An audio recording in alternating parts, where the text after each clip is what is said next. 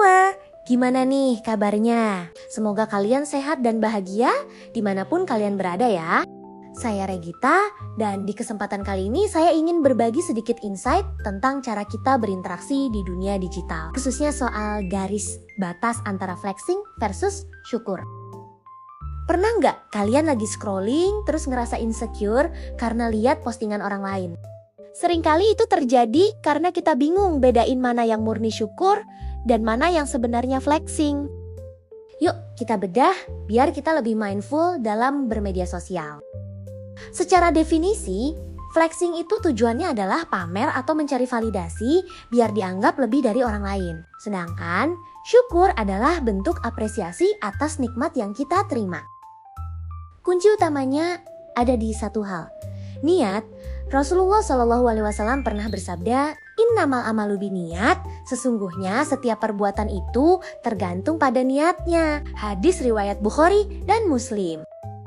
Jika niat posting hanya untuk puji-pujian atau mencari validasi dari orang lain, itu bisa jatuh ke riya. Tapi, kalau niatnya untuk mengakui kebaikan Tuhan tanpa menjatuhkan mental orang lain, itu baru bisa disebut syukur.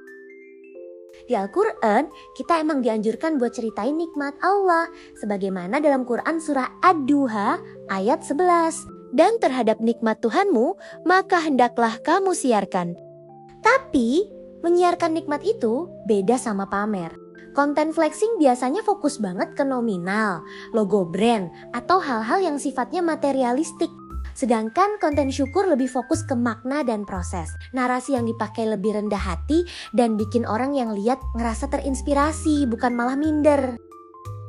Kenapa kita harus ngerem sifat flexing? Selain bikin kita haus validasi, Allah Subhanahu wa Ta'ala berfirman dalam Quran surah Luqman ayat 18. Sesungguhnya Allah tidak menyukai orang-orang yang sombong lagi membanggakan diri.